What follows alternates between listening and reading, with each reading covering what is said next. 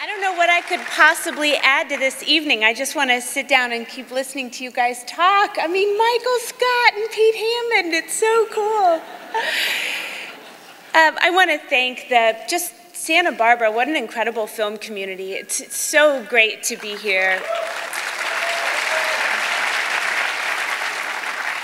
The Film Festival, of course, and Sony Pictures Classics, and Roger Durling, and Steve. You guys all for having me.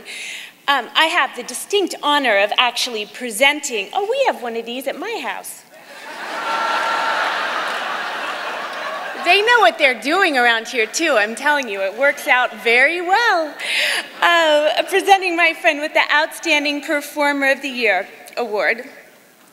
There is a moment, I'm sure you guys have all seen the film, in this beautifully executed Foxcatcher, when Steve Carell's character, John DuPont, is offering Channing Tatum's Mark Schultz everything he could want. This state-of-the-art place to train, a place to live, and the unimaginable riches of $25,000 a year on top of that, which is incidentally what Nancy pays me to be friends with Steve.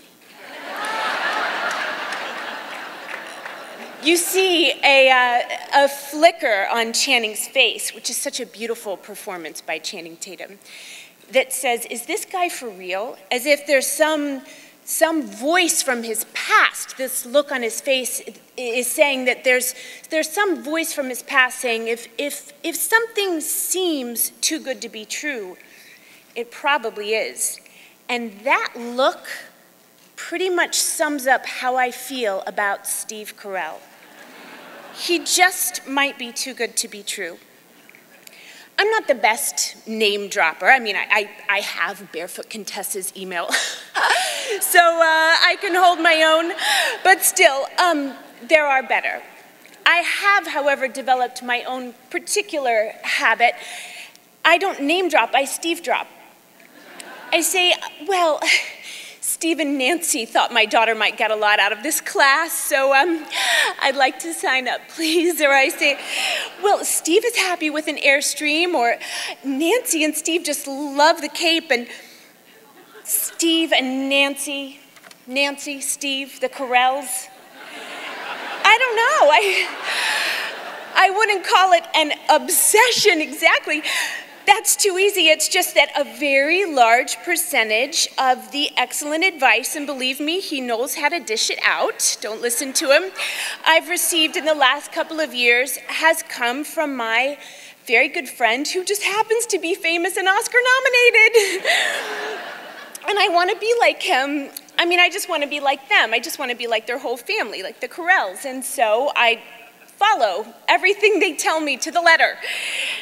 And to be clear, have I or have I not, Mr. Carell and Nancy Wall here somewhere, done everything you've suggested? Yeah. Thank you. Excellent. So I am here to tell you that this Mr. Carell of ours is everything you would want him to be. He's the ultimate leader and the best ever collaborator. He elevates every scene, he elevates every conversation, he's the silliest, the most fun, and he knows when to stop both of those and to be quite serious. He's good with kids, he's a great dancer, he's fast on his feet. His kids are funny, his wife is funny and beautiful.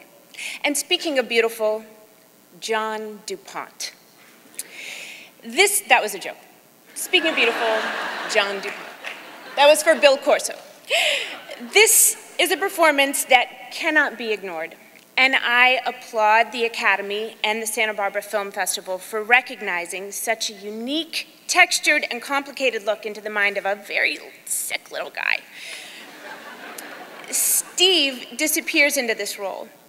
John DuPont was a creepy man, yes, but it's Steve's patrician, defensive tilt of the head, this petulant, defiant stance and tone, the tepid jog around the wrestling ring, looking for validation and approval that make the film so haunting. I'm happy for you, Steve, and I'm proud of you.